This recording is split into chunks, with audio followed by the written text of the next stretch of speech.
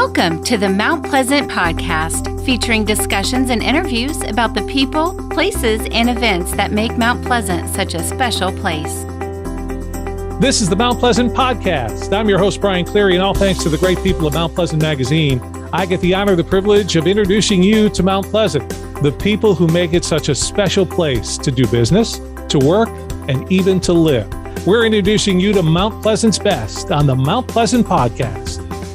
When you hear the Critic, depending on how old you are, you may think Siskel and Ebert, or if you're a huge John Lovitz fan, and we know there's a lot of folks out there that are John Lovitz fan, you think of that 90s animated adult sitcom, The Critic. But here in the Low Country, The Critic means one thing, and that is a radio legend who's back on the air on 105.5 The Bridge. We are talking to The Critic today on the Mount Pleasant Podcast. I'm Brian Cleary, and as we bring the Critic in, Critic, you left radio. Not everybody understands why, so let's start there. Why is it that you ended up getting out of radio for a little while? Well, I just wanted to develop my other passion, which is traveling. And I have this concept called One Day Fun Day, which I've been doing for years and years. It actually goes back to my band days in New York because we were so dirt poor. We used to drive from New York, play in Philadelphia, play in Baltimore, play in different cities, couldn't afford a hotel, and we would just drive back home. So the One Day Fun Day concept is you take the earliest flight in the morning, go to a different city, see a game, go to a concert, and fly back the same night. It is travel for everyone. It's not like all these horrible travel shows that you'll never be able to afford. One Day Fun Day is for the people. But anyway, that's what I wanted to develop now that I shamelessly promoted it, which I am the king of shameless self-promotion. But wanted to take the time to see if I could further develop that, and had done a bunch of traveling and really was doing that, having a good time. Everything was going well. And this really just came out of the blue, and I'm glad it did. Let's go back to the shameless promotion for just 1 second, because that's something you're still doing. And what was the last trip that you took? It was to Cincinnati in July. One Day Fun Day only cost $60, round trip direct.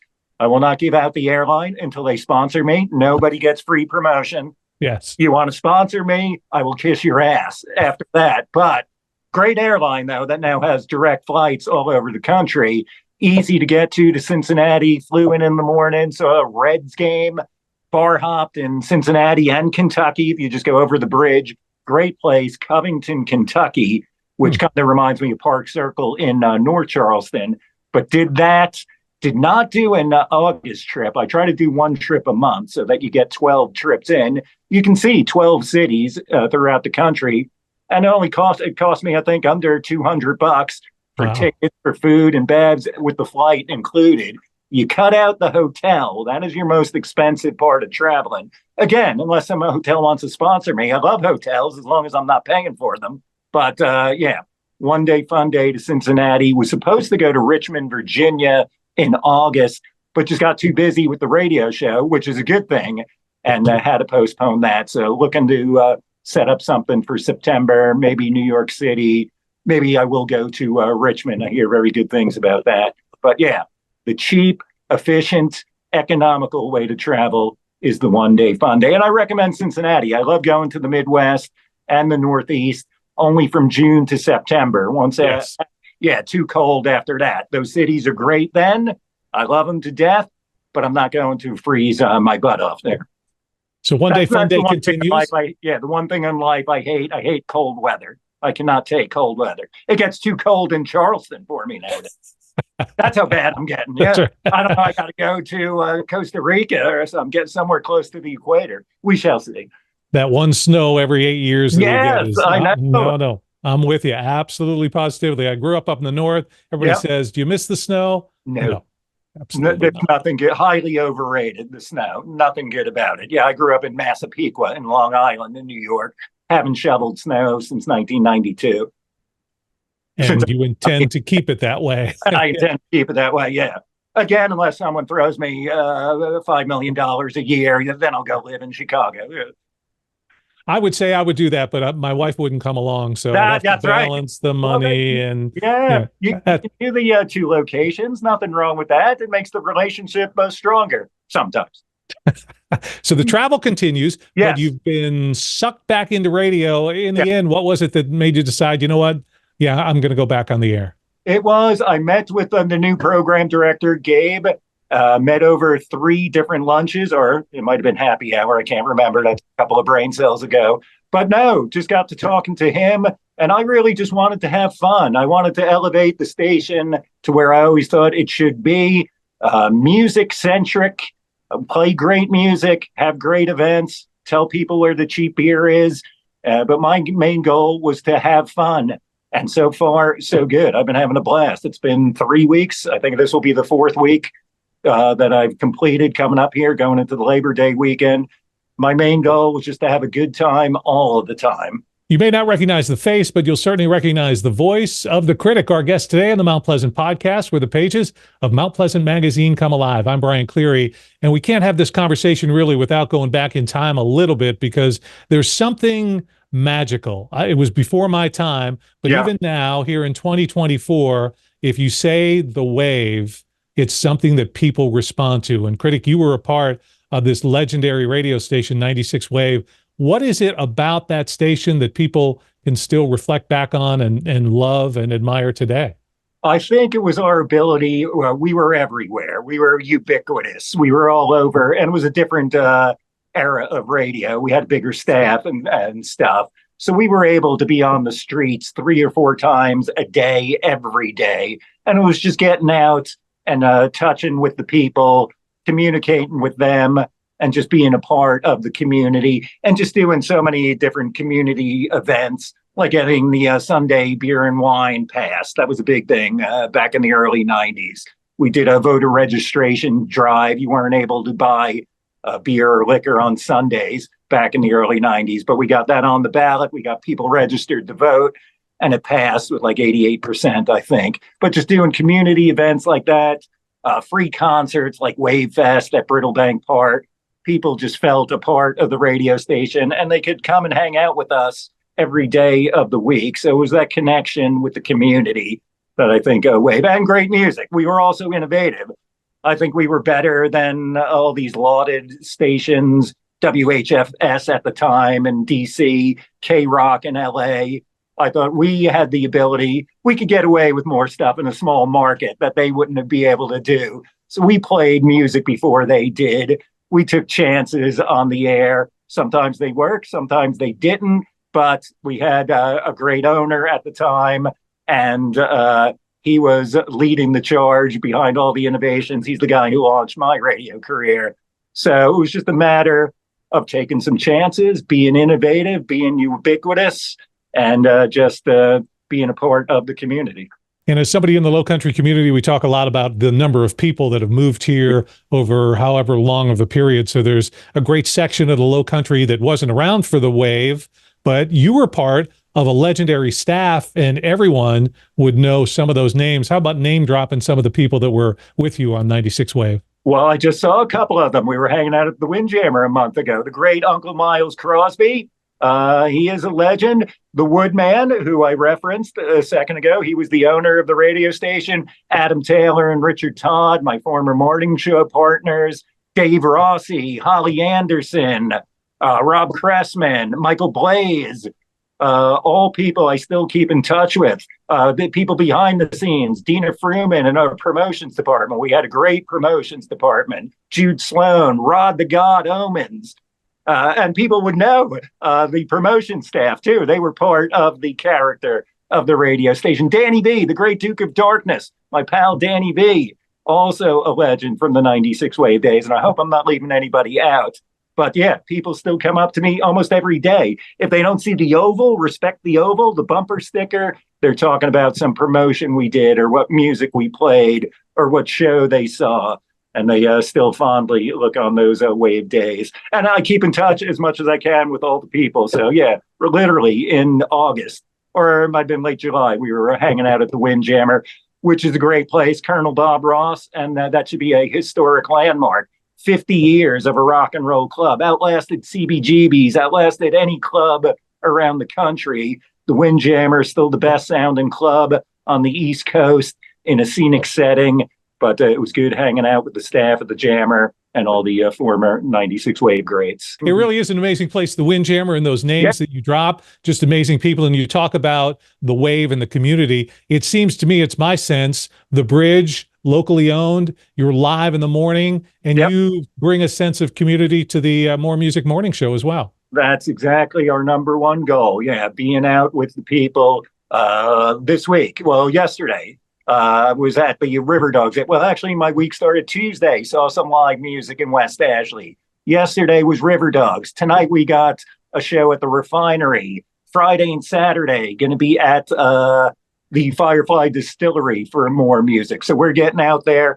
Team Critic is everywhere. That's my new slogan. I am the king of the branding, the king of the slogans. But Team Critic is everywhere. And we're going to be everywhere this weekend. So everybody should come out and say hello. You can always talk to me. We're approachable. We're very nice to hang out with. We're not some rock stars. We're not some phony radio hacks.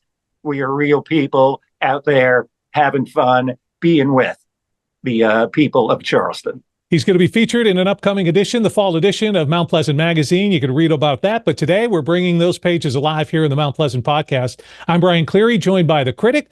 He's the host of the More Music Morning Show on 105.5 The Bridge. And he is the Critic who gets up a little earlier these days, I guess. What time's that alarm set for these days for you? 4:20. And that does not represent anything else. I know people's minds start racing about that particular time. But at 4:20 in the morning, I'm usually up. You know what? I only need 4 or 5 hours of sleep. So as long as I'm not staying in the bars too late, I'm good with 4 or 5 hours of sleep. Like getting up in the morning. I'm a morning person. So 4:20 every morning into the station, get all the work done, and then just prepare a good day of living. Seeing what activities we got going on. And today, going to have some lunch probably in Park Circle, the coolest neighborhood in town, the coolest neighborhood, one of the coolest neighborhoods in the country. So it's an early start, but I like being up early. I like enjoying the day. Every day is a holiday for me. Now, one of the places it's a frequent hangout for you is the Joe. Big River Dogs fan. You have been for a long time. Is that just a community thing, or is that does the love of baseball carry that? What's it about? Yeah, it's a definite love of baseball. Was out there last night. I've been going since they were the Rainbows. When I first got here in 1992, they were still playing downtown on King Street, the old College Park location. The Charleston Rainbows through the Charleston River Dogs. But just love minor league baseball. And on my one-day fun days, it's usually a trip to a sporting event. I try to get to all the different major league parks. Minor league parks are even better. So that is one of my passions. But the River Dogs, they won last night. They're trying to win 4 championships in a row. And this is the last homestand this weekend. Sunday is the last home game. I was talking to the GM of the River Dogs yesterday, Dave Eccles, and I was trying to let him giving me the approval to run the bases with the kids on Sunday. They usually don't let adults on the field. And I'm like, I'm immature. These kids have a higher maturity level than me. Let me run. They'll beat me. It could make a good video. We can post it on our social media. He still hasn't given me the okay, but I'm hoping to do that this Sunday. We shall see. Now, you mentioned you're from Long Island. Does that make you a Yankees fan? I am a Yankees fan. I do like the Mets, though, too. Yeah, cannot give up the love of the Yankees. May go to see them in September. I've been to all 3 Yankee stadiums. That's saying something. The original house that Ruth built, then the second one they built in the 70s, and now this new one. So, yeah, they're looking okay. They're in first place. Aaron Judge, former River Dog, watched him as a River Dog. What an underrated player. People don't realize how good he is. A fielder, a hitter, and all the intangibles, base running. But Aaron Judge should win his second MVP. Go Yankees. I do like the Baltimore Orioles, too. So it's between the Orioles and the Yankees. I went to the University of Maryland, but I am a college dropout, never finished. Didn't need to. It was a good time, though. Had a very good time. Maryland is one of the best party schools in the nation still. Go Terps as we begin college football season. But yes, River Dogs, Yankees, love going to all those games. And we'll be there through the weekend here as the River Dogs conclude the 2024 season. Fear the Turtle. Now, on your list of Yeah. baseball stadiums and stuff, can we check off the legendary, the Fenways, the Wrigley, Yep. the Dodger Stadium? No Dodger Stadium yet. I do need one time a goal is to go from like Seattle to San Diego, but you can't do 1 day fun days on the West Coast, Yeah. unfortunately. That will have to take 2 weeks. My favorite stadium is Wrigley Field in Chicago. If I had 1 day to live, if I had my last 1 day fun day, it would be a day game at Wrigley Field. My favorite of the 21st century ballparks, and I haven't been to them all yet, but Pittsburgh, PNC Park in Pittsburgh, Pennsylvania. Really? Absolutely gorgeous. And I love the town of Pittsburgh, another underrated spot. Again, I'm not living there throughout the year. I'm only visiting from June to September. But if you want an underrated ballpark, go to Pittsburgh. Only time I saw the Pirates was at Three Rivers Stadium, which is not quite the new stadium. No, never made it to Three Rivers. So yeah, but this new one is gorgeous. The scene of the downtown is just absolutely awesome. Minneapolis is kind of like that too, and Minneapolis is another great city. So, not to keep on a sports theme here, but I ask everybody that comes on the Mount Pleasant podcast, Carolina, Clemson, or no dog in that fight? No, you know what? Over the years, I've grown more to the Gamecocks. At first, since I was a Maryland guy, when I came down here, there used to be the old ACC rivalry, Yes. Clemson, and Clemson just used to always destroy Maryland almost every year. But I have warmed up, though, to Clemson. I totally respect them. And if it's Clemson against anybody else, I'm rooting for the South Carolina team. So, yeah, more Gamecocks, respect the Tigers, and hope they have another good season. He's the host of the More Music Morning Show on 105.5 The Bridge. He's back on the radio. He is the critic featured in an upcoming issue of Mount Pleasant Magazine, and this is the Mount Pleasant Podcast. Thanks for joining me, Brian Cleary, and today the critic. So the name is The Critic. So let's talk about criticism for a second here. You've reviewed bands and movies and songs. What's the most difficult thing as a critic that you've got to do? Trying not to hurt anybody's feelings. Because you kind of become friends with the band or the artist, and you want to be honest, but there's always a fine line between being too critical. And a lot of these critics, if not most of them, they're trying to be hipsters. They're trying to please their fellow critics. That's what is my one criticism of critics. Okay. I tell the hipsters who are just trying to be ahead of the curve on the coolness factor. And that's, don't try to be cool, just be honest. And you got to know people put their lives into their work. So, don't slam them too much. You wouldn't be able to do what they're able to do. So have compassion with everything in life, and especially when reviewing someone else's art. Sure. And it's a little different from when you started to now, because just the whole social media thing has made critics and criticism, everybody's got their own. So, you go back to a time where it was more, I guess, in a way, being a critic was more an art. Yes, absolutely. Yeah. Now anybody can do, the good thing about modern technology, anybody can do it. The bad thing about modern technology, anybody can do it. And most people aren't qualified to do it. But, that's their right. You can do whatever you want to do as long as you're not hurting anybody else. So, I would take online criticism certainly with a grain of salt, all criticism with a grain of salt. Just believe in yourself, keep working hard, do what you love to do, and it usually works out in the end. Maybe I can get you to share one story. Over your years, you've certainly had the opportunity to meet a lot of different, unique, famous people. Yep. You've hung with some big bands. Mm-hmm. Is there a story that kind of one that is good for a dinner event where you can just bring this and play that card? Yeah. One sport figure, my favorite interview I ever did, I had the pleasure to interview Hank Aaron in Atlanta. Wow. This man ever who went through so much stuff, who is still the real home run king, Henry Aaron, and still a little bit underrated. People don't realize how great Hank was and what he had to go through. Musically, I'm a big fan of the Minneapolis band, The Replacements, who are my idols from the 1980 American Indie Underground. I think they're the best American rock and roll band of that decade by far. It's not Guns N' Roses or any of these other schlubs. It's the Replacements. Go back and listen to the records, even more so than REM.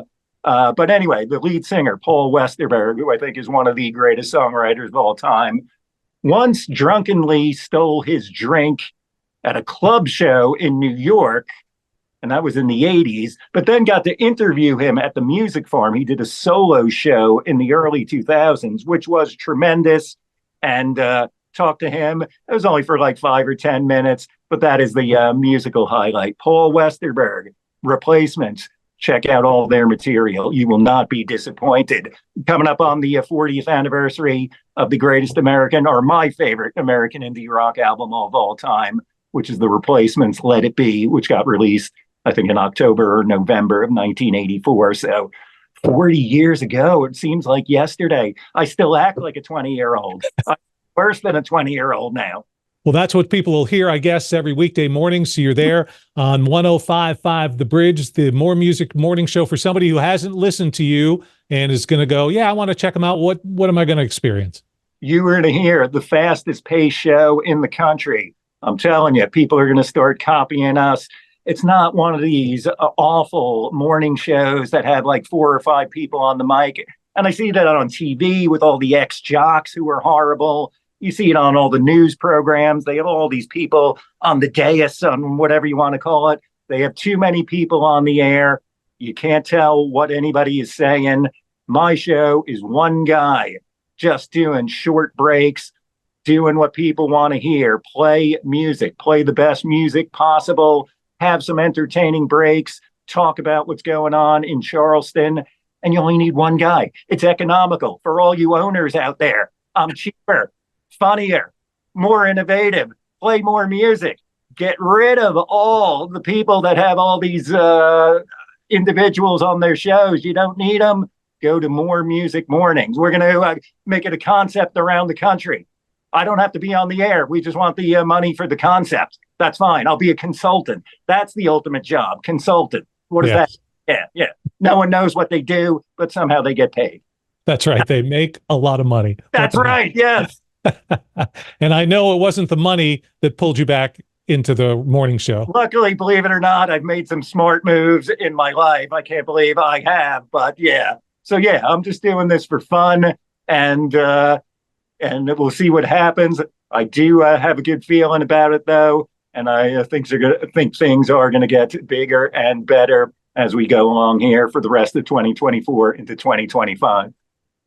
Make certain to check out the interview in the pages of Mount Pleasant Magazine for the fall episode. It will feature the Critic. We've been happy to have him featured today here on the Mount Pleasant podcast. He's live, he's local, he's in the Low Country, and he's on 105.5 The Bridge, the More Music Morning Show. Check it out weekday mornings from 6 until 10. Critic, thanks so much for your time today. You were welcome. I didn't have any Chex Mix on my teeth. I know I the whole time. Better heard and not seen. So even though the best body in radio is coming back, though. The best body and the face made for radio. He is the Critic, and I'm Brian Cleary. Thanks for joining us today here on the Mount Pleasant Podcast. Thanks for spending your time with the Mount Pleasant Podcast, your community, your podcast. Listen to past and future episodes at mountpleasantpodcast.com.